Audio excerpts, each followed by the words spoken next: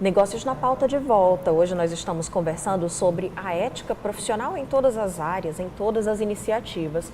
Olha só, não é de hoje que se discute os limites da presença digital de profissionais num debate que esbarra na liberdade de expressão dos colaboradores. Em tese, corporações não podem proibir seus quadros de se manifestarem politicamente, por exemplo, mas podem usar o teor de postagens para demiti-los por justa causa, caso os conteúdos sejam ofensivos e discriminatórios. Então vamos voltar aqui a conversar com nossos convidados, a Vera Martins e o Jailson Mendonça. Tem uma outra questão que foi colocada, antes de a gente aprofundar muito, para a gente não ficar muito filosófico, né? Daqui a pouco a gente vai estar discutindo Aristóteles, né? E qualquer outra coisa nesse sentido. Mas vamos ser mais práticos, né, Dalva? Não que aqui não se tenha esse conhecimento, não, claro. Mas não é o espaço. Mas trazendo aqui para o campo prático. Vamos lá. Eu vou discordar um pouquinho do Jailson que na questão do capitalismo, porque eu acredito também que em estruturas onde a concentração de poder é grande, como em países comunistas ou capitalistas de Estado, como está se chamando hoje, isso também deve existir, talvez até de maneira mais forte, né, porque a hierarquia é muito rígida. Mas aí eu volto por outro ponto, que é a questão do ambiente tóxico, que me parece que é muito determinado, como o Dalva colocou, pelas lideranças. Né? Então, nesse ambiente que está se criando agora de ESG, né, que eu espero que não seja mais um modismo, né, do famoso greenwash, como é que se coloca isso, né? As empresas têm um discurso, têm código de ética, mas quando vai se ver, tudo continua acontecendo lá dentro. Como é que você vê isso, Vera? Olha, a minha experiência nesse processo de transformação, porque uma coisa importante é que isso também é novo para as organizações, né? Elas não foram, as organizações, posso falar das organizações brasileiras, mas eu acho que isso é um traço no mundo. Elas não foram muito preparadas para se importar com o que a comunidade fala. Isso é uma coisa recente, acho que o ISD trouxe um pouco essa discussão. E as experiências que eu tenho práticas, né, por exemplo, a principal mineradora brasileira, ela tem um processo muito sério nesse sentido. Então, ela tem, né, para além dos códigos de éticas, né, que são anualmente, todos os empregados, eles são convidados a dar conhecimento, ciência, etc. Todas as lideranças são treinadas, existem os códigos de liderança, que é como o líder atua em cima do código de ética. Até aí tudo bem, porque é como você coloca no PowerPoint. Mas existe um regulatório, que existe uma ouvidoria, que é um canal, que pode ser anônimo ou declarado, em que o empregado, ele denuncia toda e qualquer situação que está fora desse código de ética, né, desses pactos que são colocados.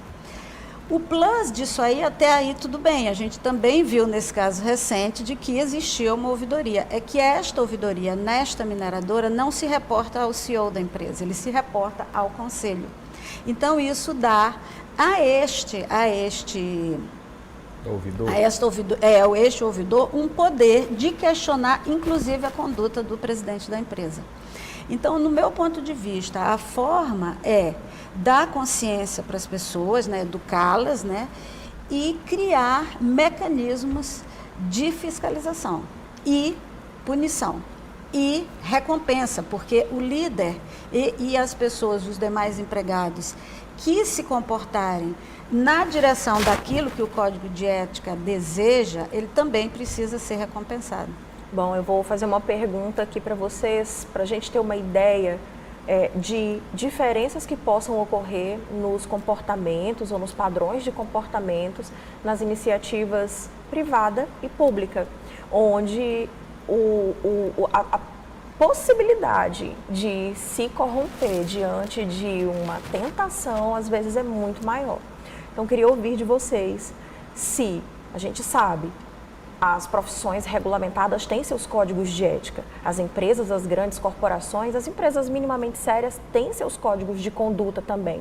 E no ambiente público, como que isso hoje, na avaliação de vocês, tem se comportado, tendo em vista o histórico de escândalos envolvendo algo que é anterior à formação profissional da pessoa, que é aquele conjunto de valores?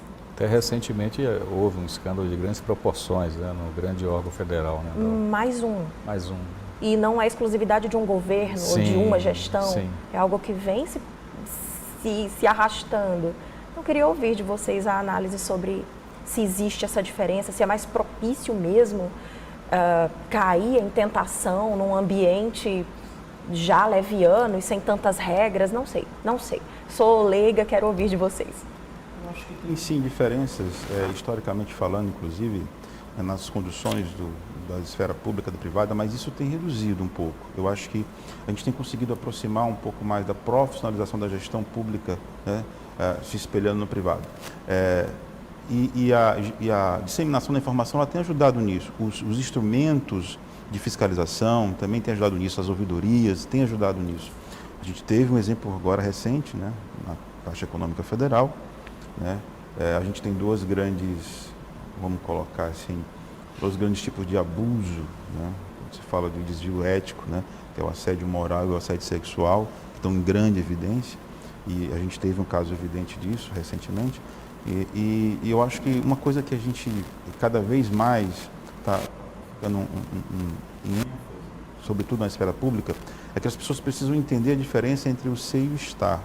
Muitas vezes, por você estar numa posição de poder, numa presidência de um grande órgão, parece que você pode tudo a qualquer custo, né?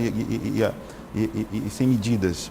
Quando, na verdade, você está ali numa posição de grande responsabilidade, né? Para com aquela organização e para com aquelas pessoas. Grandes posições de poder também te dão grandes responsabilidades. E as consequências de um ato antiético também podem ser muito grandes. A exemplo do que está acontecendo, né, com esse cidadão. Verdade. Pera. É verdade. Eu queria dar um adendo aqui, o Jair falou. Você colocou uma palavra ainda há pouco que eu acho muito adequada a esse momento que a gente vive, né, que é a urbanidade, né, que é exatamente essa capacidade das pessoas conviverem de forma civilizada. Mas o Sérgio Buarque de Holanda ele tem uma frase muito forte no famoso livro Raízes do Brasil, que é o clássico, diz assim: a civilidade é coercitiva, né? Ela só existe através da aplicação de leis e de regras. Sim, e da fiscalização. Né? Sim. Não é isso, Verinha? O que você acha disso? A Vera está ali pensando. Porque eu ia falar que a diferença é sempre os mecanismos regulatórios, seja para recompensa, seja para punição. E o que eu acho que é o avanço da gestão pública, ao se espelhar na gestão privada, ela tem que levar em consideração isso. Se você não tiver, porque é isso que molda o comportamento de quem trabalha. Então, assim, vocês até trouxeram um pouco isso no início, sobre... Sim. A gente não tem imunidade para perder o emprego no outro dia. Quem trabalha, quem faz uma carreira privada. Quem denuncia. Isso, e você está ali, tanto você, se tem um código, né, de conduta que você precisa seguir, você segue ali, né, porque se você sai... Então, repensar talvez isso, né, para tirar do ser humano, aí entrando na lógica mais filosófica, essas armadilhas que ele pode se perder, porque se você, todo mundo que se forma faz um pacto profissional, né, porque em algum momento a gente está tão sujeito a abrir mão do pacto que a gente fez com a gente mesmo, né? É uma pergunta que precisa se fazer. E a gente também comentou aqui a respeito das liberdades em ambientes cada vez mais diversos, como os ambientes profissionais hoje nas corporações, da iniciativa privada especialmente, mas isso também tem caminhado para o ambiente público, com a criação aí de diversas formas, cotas, enfim, meios de se garantir uma maior diversidade. Uhum. Essa pluralidade leva a diferenças que aparecem, o Jailson trouxe essa colocação aqui, e hoje a gente tem o digital. O digital é aquilo, se não é on, se não é .com, é ponto fora. E nessa de querer estar lá como .com, as pessoas acabam levando para esse ambiente muito daquilo que deveria ser restrito a ambientes profissionais, ou que nem deveria ser, de repente, colocado. A gente também... também tem o abuso do outro lado, né? Da denúncia, às vezes, é abusiva. Tem sim. Tem isso também. E que normalmente é investigado, há toda uma sindicância.